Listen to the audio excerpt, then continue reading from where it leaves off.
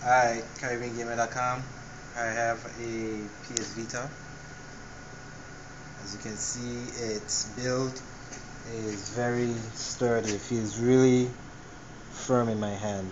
As you can see, it's a fingerprint magnet. Not that bad. So, as you can see, the cartridge bay is right on top. The expansion is right there. The proprietary cable for the USB is down here. It also acts as a charger. Right here is the memory card slot. It uses its own proprietary memory card, so you can't just buy a memory card. The on button is right there, and also back camera, front facing camera. And the touch sensitive back. Yeah, this back here is touch sensitive. They have these rubberized grips here, so when you're playing those shooting games, I can actually, as you can see, dual knobs. The dual knobs feel good in your hands. I ain't gonna lie to you. They don't feel like joystick. I don't know what to call it, but it feels good. It feels robust. The buttons all feel responsive. Alright, let me just turn this bad boy on. You can calculate how long does it take to turn on.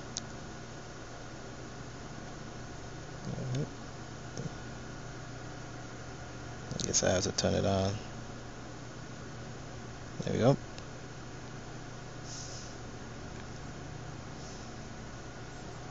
I always have this safety message. I realize that. They have a very large OLED screen. OLED screen is very nice. You swipe to turn it on, and then you're bestowed with a very bright screen.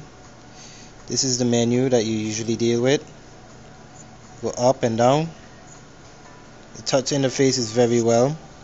As you can see, it allows you to go into different areas of your PSP. There's a PS Store. Right now, while that is open, I can also open, say, another app. And this is the near program. Finds whoever is nearby me who has a PS Vita. Trophies. Now, basically, right, I can actually press this button here, and it gives me a catalog. You see? I press it again, it goes back, and then they have these quick other programs. Now the thing is with the Vita is that if you don't have a memory card, you won't be able to access some of the main, the minor or major functions, like for instance the camera. If I was to go into the camera without a memory card, I'll get this message: you need a memory card to use this application, blah blah blah, yada yada yada. So without a memory card, you can basically do certain things. And this is the Wi-Fi model. Now if I don't want these programs, I just slide it, and that totally closes it out. See? Now they have this thing called Welcome Park. That basically is like a tutorial of all the different things you can do with the PS Vita. Again, I say the Vita feels really good. Now it's asking me if I want to connect to a Wi-Fi. I'll just say no for now.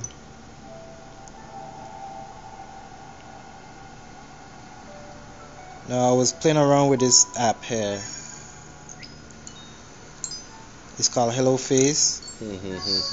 Yeah, and it allows you to take pictures of certain faces. Okay, all the faces are gone. Alright. But what you do is you take a picture of a face. Now, if I had a face nearby, oh, I think I see a face over here. Follow me. Okay, look at the bunny over here. Alright. Let's see if this will take the bunny.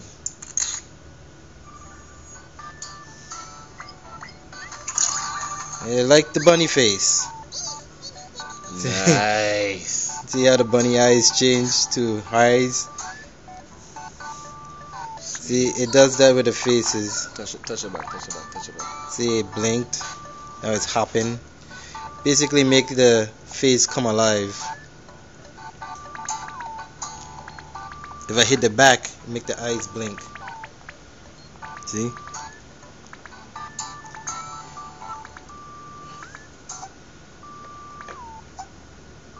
See, now look at that. And that's now is transformed into that. Okay, and that's for that app. Now, I haven't really put a game in there as yet, but as time progresses, I'll review it and put a game. Now, I'll say this: the pros for this device is the screen is beautiful, the touch screen is on point, the build feels really good in your hands. All in all, it's a really good handheld machine. Now, the cons would be that it's expensive. You definitely need a memory card to make half of these things work. The game library, even though it just started, is still kind of weak. You only got about 20 games or so. But all in all, it has great connectivity with the PS3. I tried a remote play where you can basically, as long as I have online connectivity with this device, I can turn on my PS3 and play any like PS1 game or something like that. The only thing also is the games that are coming, like for instance Call of Duty, Final Fantasy, PS2 games, whatever, right? All of those games, I don't know how big they will be, and depending on what size memory card you get.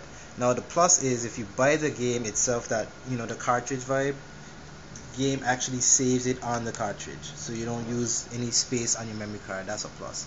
But this is a Sony Vita. If you're gonna ask me what the grade would be for this device, I will give it a B plus. The pros kind of outweigh the cons, even though the cons would eventually be the end of it. But as I said before, it's the handheld device. You got the 3DS, which is also another device that I think should be, you should pick up. If I have to stack them against each other, 3DS versus the PS Vita, I will give it to the Vita because it can do a little bit more than the 3DS. But the 3DS does have more fun stuff, if you know what I mean. It's more kiddie-ish, but this is more for like, grown and sexy, I would say. But for all those who are thinking about getting the Vita, I would tell you to wait until the price drops, and wait till the library gets a little bit bigger. But until then, I will let you know that the Vita is a really good device, and if you got the money and you got the time, I say pick one up. But if you don't have the money and you don't have the time, don't pick one up. Alright, that's my review for the PS Vita, and I shall be downloading the games next week, and then I will be coming back to you with some reviews on some of the Vita games. Oh, and I haven't tested Facebook yet. That too will be coming. Alright, stay black.